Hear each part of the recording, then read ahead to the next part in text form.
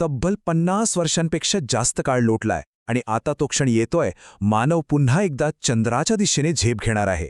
पण हा प्रवास फक्त एका अंतराळी यानाचा नाहीये, हा प्रवास आहे एका नव्या पिढीच्या स्वप्नांचा आणि आपल्या सगळ्यांच्या भविष्याचा. अपोलो मोहिमेनंतर विचार करा, पहिल्यांदाच अंतराळवीर आपल्या पृथ्वीच्या सुरक्षित कक्षेच्या बाहेर जाणार आहेत, खोल अथांग अंतराळात. आर्टेमिस 2 ही काही फक्त एक चाचणी मोहीम नाहीये, तर मंगळावर मानवी वस्ती करण्याच्या आपल्या अंतिम ध्येयामधली ही एक सगळ्यात महत्त्वाची पायरी आहे. चला तर मग या ऐतिहासिक प्रवासाची सगळी कहाणी समजून घेऊया.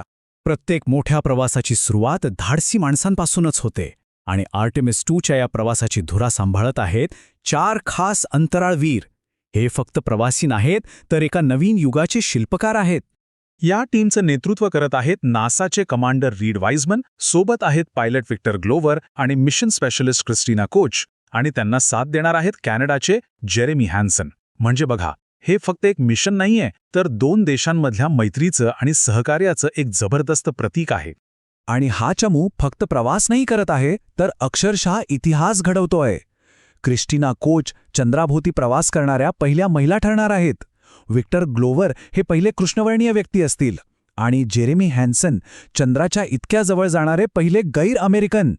कल्पना करा, 1968 नंतर पहिल्यांदाच 4 माणसं एकाच वेळी खोल अंतराळात असतील.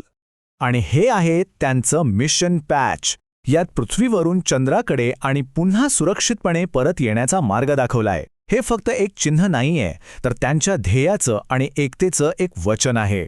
तर मग कसा असणार आहे हा 10 दिवसांचा प्रवास? चला, या अविश्वसनीय साहसाच्या प्रत्येक टप्प्यावर जरा बारकाईने नजर टाकूया. ह्या प्रवासासाठी वापरली जाणार आहेत 2 अविश्वसनीय अशी यांत्रिक आश्चर्य. एकीकडे आहे जगातलं सगळ्यात शक्तिशाली SLS रॉकेट, जे या टीमला पृथ्वीच्या गुरुत्वाकर्षणातून बाहेर फेकणारं इंजिन आहे, आणि दुसरीकडे आहे ओरायन स्पेसक्राफ्ट, जे या 4ही अंतराळवीरांचं पुढचे 10 दिवस घर आणि एक प्रकारे संरक्षण कवच असेल.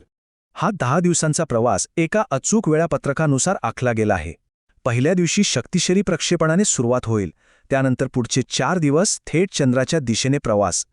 6व्या दिवशी ते चंद्राला वळसा घालून त्याच्या पलीकडची ती कधी न दिसलेली बाजू पाहतील, आणि मग पुढचे 4 दिवस पृथ्वीकडे परतीचा प्रवास करून 10व्या दिवशी पॅसिफिक महासागरात सुरक्षितपणे उतरतील.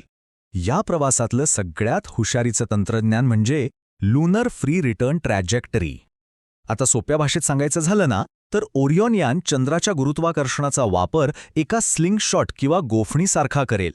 त्यामुळे काय होतं की या नैसर्गिकरित्याच पृथ्वीच्या दिशेने परत ढकललं जाईल, आणि यामुळे परतीच्या प्रवासासाठी लागणारं खूप मौल्यवान इंधन वाचणार आहे. एक गोष्ट लक्षात ठेवणं खूप महत्त्वाचं आहे.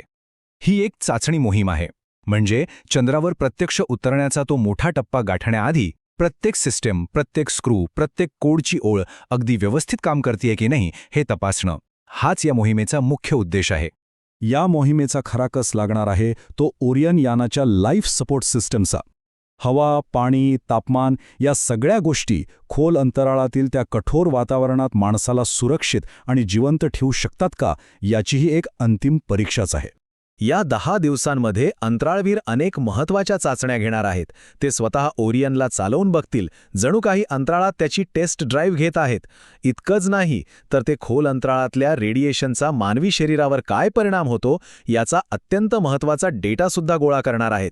मोहिमेचा शेवटचा आणि सगळ्यात जास्त आव्हानात्मक टप्पा अजून बाकी आहे, पृथ्वीवर परत येणं.